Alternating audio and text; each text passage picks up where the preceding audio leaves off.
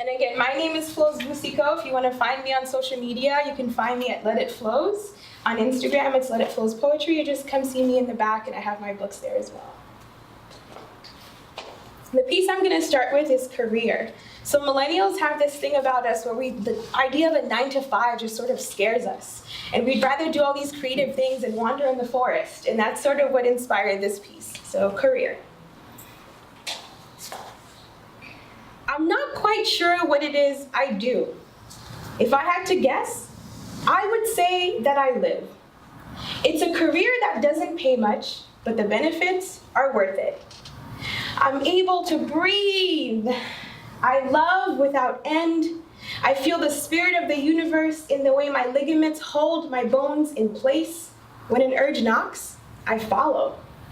I must say, there are times when I walk normally among you, cashing a paycheck written in someone else's ink, and counting down those hours until a big hand hits the 5. But what I do best is tell stories with my words, in the way my tongue makes love to the roof of my mouth, and in how my teeth make space for the air that I carry to empty itself. Best does not sign a check often, and even if I wake early and sleep late, the boss, she doesn't notice. She's quite tough, critical when she should be celebrating me, and so full of anxiety when she should be dancing victoriously. I often watch her move about in front of the mirror. This is what you love. It's your truth. You've got to live it. I hear her repeat this mantra to herself in verses. I watch, not wanting to interrupt or call her mad, because I heard once that writers, poets especially, know that they're just one lost line away from the insane asylum, but they carry on.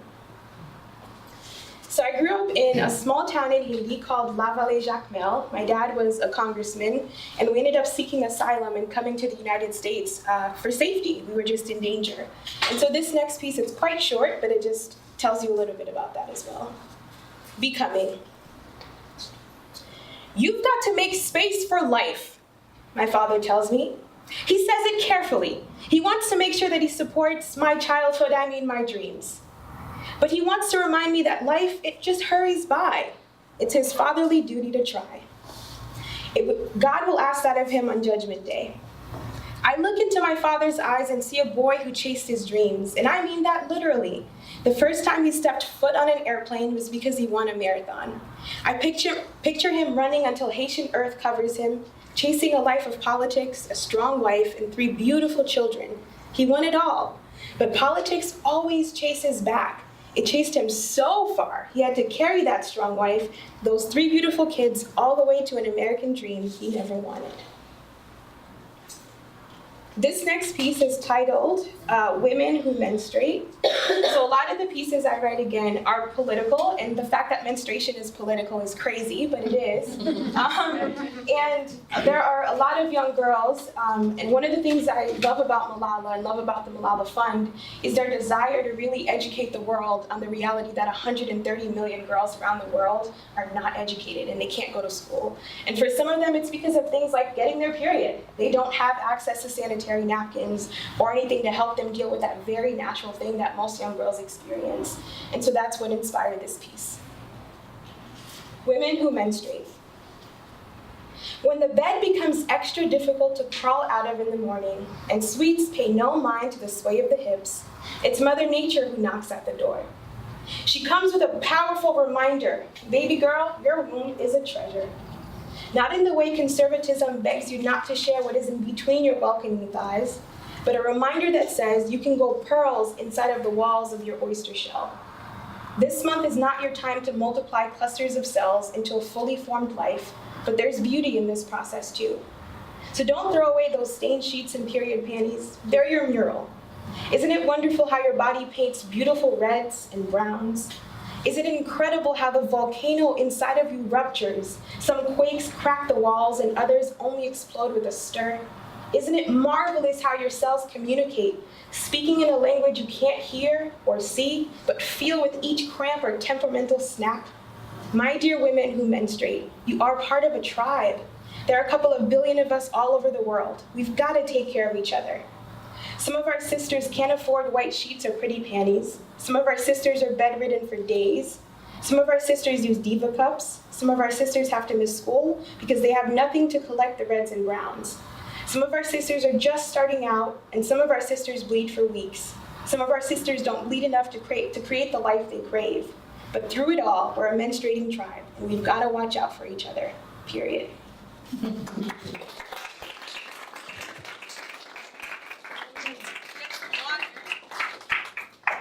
So these pieces are a little bit more dramatic and I get louder, So I always like to tell a little story about Close Your Eyes Now Breathe before I read from this collection.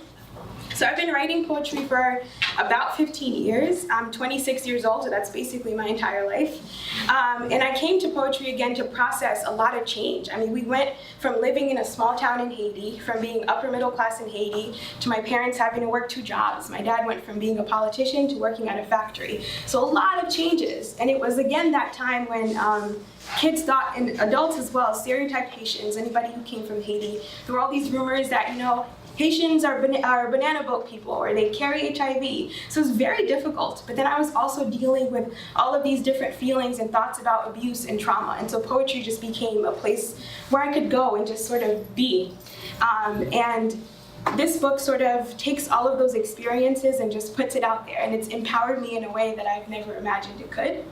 And I often like to give it credit for allowing me to let go of fear. But because of this book, I've been able to write a second one, but also I'm able to push myself to get to know the literary establishment, to submit more.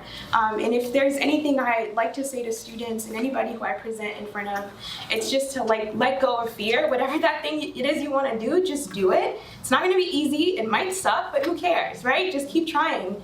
And I have a lot of friends who started startups, who have businesses. A lot of them fail, but they just keep going. Like, you might have 3 or 4 different startups that just failed, but they kept going, and now they're on the 5th one, and it's been going for 10 years. So if it's creative, or if it's not, whatever it might be, just do it. And if it's the thing you love, especially do it.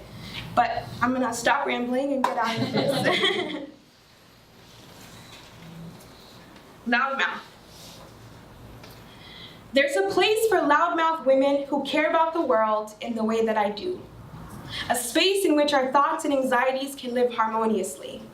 I was born silent, My belly full of blood while my mother bursted at the seams, naked in a Jacmel IET hospital. And this next piece I'm gonna share is March on Sister. And I wrote this piece about 5 years ago when I first learned about Malala Yousafzai. Does everybody know who she is? Yes. Okay, cool. And I had no idea that she'd get to read it someday, and I had no idea that I'd get to be featured on her website. So again, just do that thing you want to do. But anyway, March on Sister. This morning, I heard the loud pitter-patter of feet in the sand. Little brown feet holding up young girls with power on their shoulders, trekking on a mission. I ran quickly. I wanted answers. Such young girls with so much power whirling in those little bodies, but they're being pushed deeper and deeper into the quicksand, yet they're marching on and upward. Why are you marching, Blessed? I asked the leader. She looked at me. Little brown eyes against a silky dark complexion. She looked at me and told me a story that went something like this. I was born committed, chained to a prison cell because biology made me a woman. So this society, this culture told my friends and me that we won't make it past water wells and raising children. No books for a young girl, no Plato, no Aristotle, no chasing the sun and offering my own theory because I am a young girl. See, my mind isn't a place for intellectual growth. It is a destination for a man to place his weapon in fear. Not a temple to be adored and worshipped, but a temple for the butt of a gun and fear. So fire.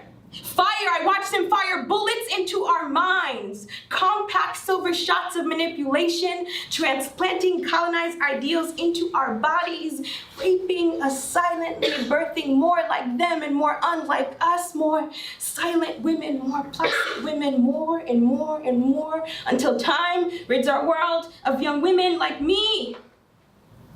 Young women who are willing to fly to space without a spaceship if it will help us advance. See, my sister Malala, she will tell you how she arrived on the moon. But my sister Malala will tell you how she stood up against a man in white who pointed the face of a gun right in the middle of her world. He lifted the weapon, brought it in between her eyes, and he fired. He fired the gun. He wanted to see her intellect bleed. He wanted to see her education flow out of her, and he accomplished it. Her education began to flow out of her like red. It flowed and flowed and flowed onto the bus floor because that man knew the power of a young girl with a passion for learning. That is why I march. That is why we march. But why do you march? I continued to ask, like a CNN puzzled reporter. Why do you march? It is simple, she said. I march for the education of my sisters, but also my brothers who are victim to humanity's lack of fight for our advancement. I march because I'm going to make it somewhere beyond the four corners of a kitchen. My destiny does not solely lie in that of my husband's, though it may if I so choose. I march because my children will not be caved in by insecurity and poverty of the mind. My brothers and sisters all over the world, victim to miseducation, will not perish while I shine. I am not a dying fish without a brain looking for the easy way out.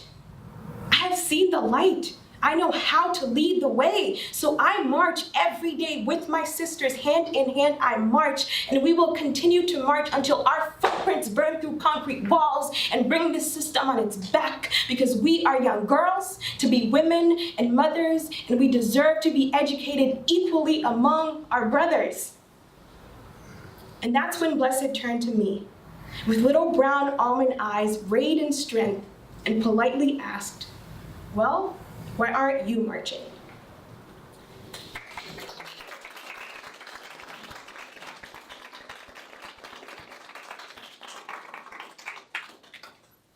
So that piece is March on Sister, and it's one of my favorites. I try to remember not to perform it with my eyes closed, but it's this weird habit I've gotten into. So, but anyway, it's one of my favorites because a lot of what I do outside of poetry is politically influenced. And when I talk about politics, I'm not just talking Republican, Democrat, especially growing up in a country where politics in a third world country is about putting your life out there for basic necessities. Like my dad was fighting for people's rights to be able to put food on their kids' tables at night. So for me, it's not about the more glamorous side of politics, it's about the justice side. And so when I perform this piece, I often just would like you to just walk away, of course, with an understanding of how powerful Malala is and what she did, but also some of the ways you can fight for justice in your community. And that's why when I got that email from Ziggy, I was like, yes, like, that's amazing. Because I think it's incredibly important to be fighting for justice, even in the small ways. And so that's one of the things I really love about that piece. It's just a constant reminder to be fighting for justice in the smaller ways as well. So this piece is titled Mama's Hands. I use some Haitian Creole in my work, and this is one of the pieces where I bring a little bit of Haitian Creole, but it's also about my relationship with my mom, and it's about my relationship with my hair. My hair's been through lots of stages. It's been very long, it's been very short, it's been basically shaved bald. And growing up in Haiti, Haiti has a lot of issues with colorism, if you're aware. It's the lighter skinned you are, the more beautiful you are. The longer your hair, the more beautiful you're considered. And so when I cut my hair, I got to experience how my mother saw me through her own eyes, but because of how what society told her was beautiful. And so this piece is a little bit difficult, but it's also about our relationship with our mothers, the ones that are a little bit more up and down and not always just all up. And so, Mama's Hands. Sometimes they were rough, often they were calming. She would pick the pieces up in both of them and twist my hair. Mama loved every curve and kink. On the front porch, she'd struggle with the comb. Shita droite, sit still, with the tap of the comb to my shoulder. I'd always reply with the same old tears and snot-nosed face. Mommy, li fait mal. Mommy, it hurts. But Mama's hands, they were always so proud, strong, because her daughter had that good kind of hair. The kind she had before the perm and hot irons, so she tended to my knots and locks daily. On the days that Mama was gone, Daddy tried to emulate. See, Daddy's special, but he never had Mama's hands, though he had the patience she lacked. Mama would twist my hair until it fell back and kiss below my shoulder blades. The braids would just go on for days. And barrettes were always a must, something that beautiful girls with long hair wore. She made sure I knew that. Sometimes she'd get me these pretty little dresses. They were always custom made, and they'd have these cute bows that tied in the back. And if I were lucky, I'd even get matching shoes with glitter on them. But I never asked Mama if she'd get me those pretty girl things if I didn't have that hair. Today, Mama told me that I've lost beauty. Yesterday, I watched the same locks that Mama burdened over on hot Haitian days fall to the floor. Each strand that I carelessly clipped cut a piece of Mama's heart, but I didn't mean to break Mama's heart, but sometimes it feels like she meant to break mine. Daughters care, Mama. We care when you find us beautiful and we fall apart when you don't. And now, I look in the mirror often, sometimes to see if the hair that Mama burdened over on hot Haitian days is still there, other times just to make sure I'm beautiful still. When I cut those curls, I felt a sense of freedom, one that I had craved for 19 years but could not obtain. So standing in front of that dirty dormitory bathroom, I cut away all of the things I didn't want to be. Afraid, dependent, needy, weak, approval-seeking, angry, frail, immature. With each slip of the scissor, I built a fabric of who I wanted to be. I wasn't quite sure who I needed to be at 19 or who I ought to be at 34, but I was hopeful. And I don't believe my hair holds some sort of mystical powers, though it may. But I know it has taught me lessons, ones I would have never learned if I didn't take that step. And that's Mama's hands.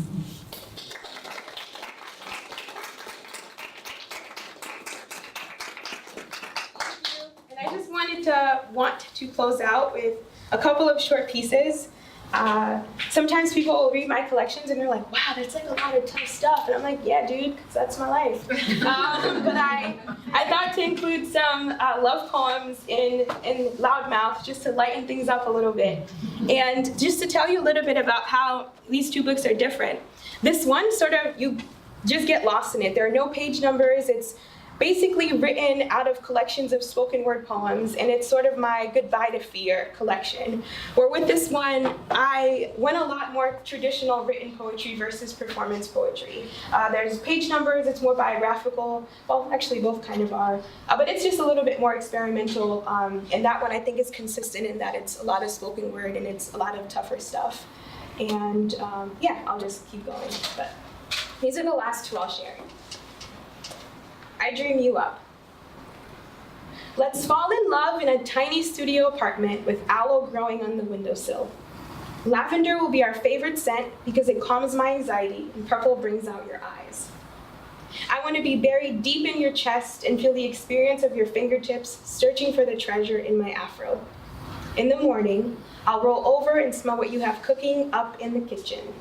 My feet will touch the hardwood floor, and before I know it, I'll be in your arms once again. We'll smile over breakfast, stopping in between words to drink room temperature water from our mason jars. I'll look into your eyes, and I'll fall in love with you all over again. This will do on repeat until the end of time.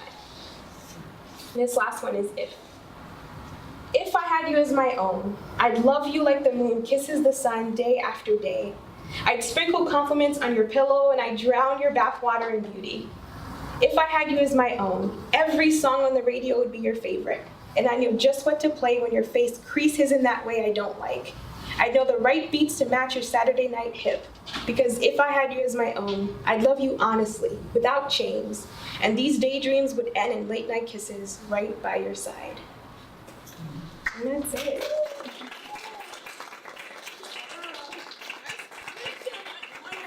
Yes, please, yes. This one only for, it's titled Destiny, And so, because I started out as a spoken word poet, mostly performance poetry, I have a lot of friends who are in academia, some who've gotten their MFAs. A good friend of mine who just published a collection of short stories. It's incredible. It's called Friday Black. He made it on the New York Times bestseller, so he's like legit. And this one is just, basically as poets and as writers, and anybody in any sort of field, when you get to that point and people sort of want to know, like, are you an expert at what you do? Like, have you mastered it? Like, what gives you the credentials to be able to call yourself a poet? So I'll just end with this one. It's destiny. What kind of poetry do you write? I write the kind of poetry that comes out of me. Yes, do you prefer free verse to haikus? The last time I wrote a haiku was 7 years ago. I haven't tried since. Well, what about a limerick? A-A-B-B-A. I remember repeating that rhyme scheme to myself as I prepared for a workshop back in college. So how many kinds of poetry have you mastered? My first thought is to defend my position in the world of writers. I've mastered 2. I write narrative and free verse poetry. Is that not enough? Then are you really a poet? Poetry flows out of my pores. It leaves stains in my soul. When I spit up, ink drools down each side of my mouth. I only orgasm in figurative language. My best relationships are with the men and women hidden in books. I wax on and wax off in poetry from the second my conscience jolts me awake and slips me back to Z. I am a master until the universe writes me off its great big sky.